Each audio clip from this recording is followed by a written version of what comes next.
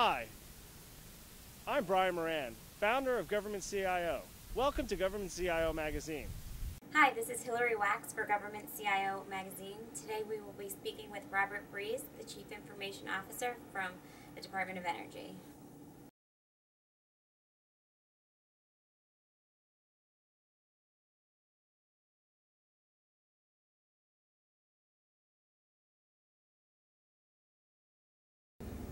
Well, DOE has a number of approaches to developing leaders in its ranks, not only through its SES, Senior Executive Service Candidate Development Program, but also through a number of recurring seminars and training sessions that cover topics that are critical to being successful leaders.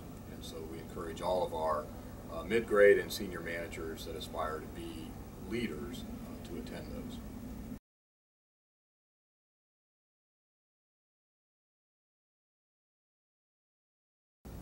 I think a young IT leader, in order to become a successful senior leader, really needs to begin looking outside of his or her area of specialty, and really more beyond just hardware or software, but also into financial management, contract management. How does the federal government do budgeting? How does it do policy? And having a broad understanding of the business of government is critical to becoming a leader.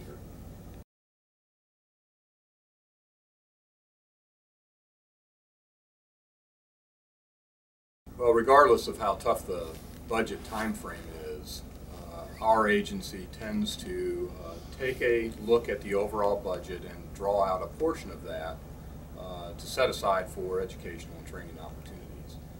Based on the number of individuals that are in a program or staff office, that office's budgetary authority, allocations are made. And so regardless of the overall top line, training remains a critical element of our approach to overall success of the agency.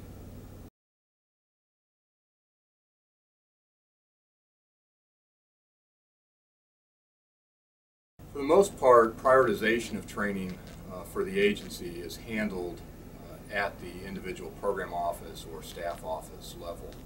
While there are a few critical skills that are managed across the department, for the most part, those decisions are left to folks like me and my peers.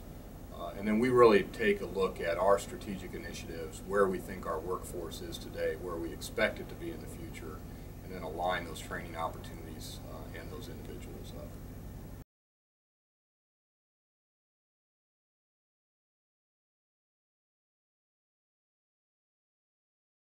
Well, I think a strong performance plan really is something that stretches the individual who's being measured. Not only should a strong performance plan expect excellence in our day-to-day technical effort, but it really ought to force us to exercise some of those skills that we expect future leaders to have, whether it be political savvy or business acumen, communications, those types of things. Is look at ways that you can drive demonstrated excellence out of your people in those key leadership attributes.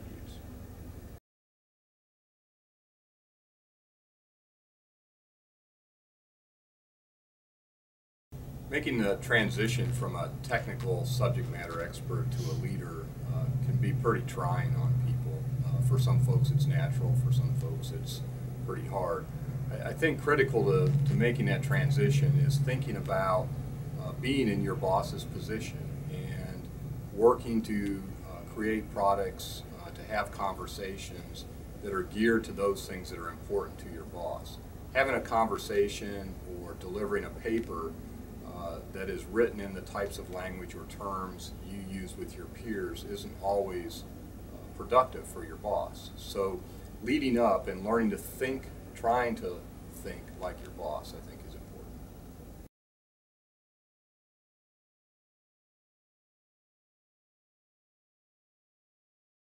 Well, I think any good agency strategic plan provides a vision of where it expects to be in the next 3, 5, 10 years. And it's important for us as the leaders of the organization to look at our workforce and say, what does it take to train, educate, and give an experiential base to our current people in a way that makes them well positioned to be leaders in that future environment. So it's difficult, but it's important to have that strategic plan out in front of you when you're building that performance plan, when you're assessing their capabilities and looking for ways to align educational and training opportunities for them.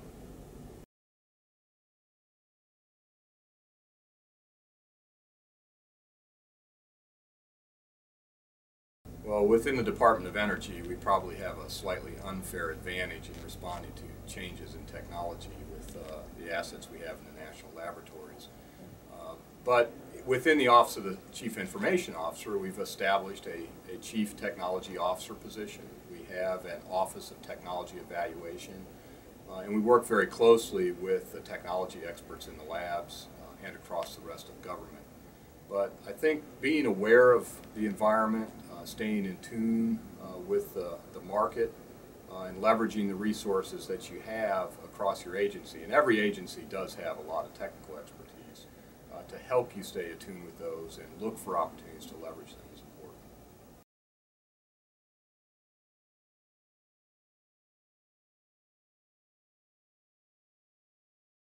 I think some of the areas or skill sets that our future IT leaders are going to need are really a strong understanding of cloud and how we're going to do various things as a service, whether it be infrastructure or software or other types of services. That's going to be important.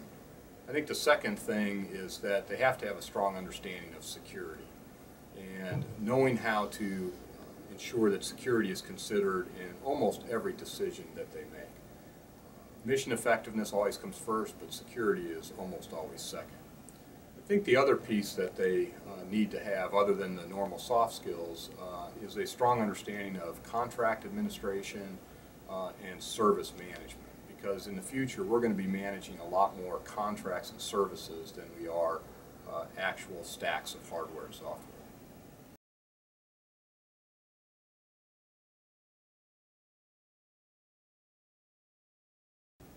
I think the one thing I would recommend is pay attention to those things that are outside the area of IT and IT security.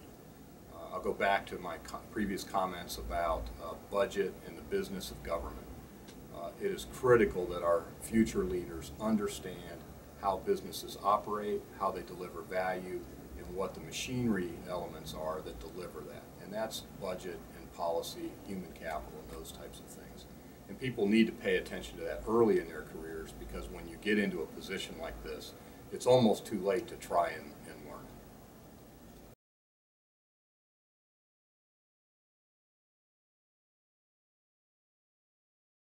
I think if there was any other advice I'd give to folks looking to be an IT leader or a chief information officer, is really to remember that IT and cybersecurity are enablers of the business. And in the end, it's all about the men and women who own those lines of business. In an agency, it's the undersecretaries, it's the program secretarial offices, and you've got to be focused on them first and realize it's your role to help them be successful. It's not their role to give you a reason to exist.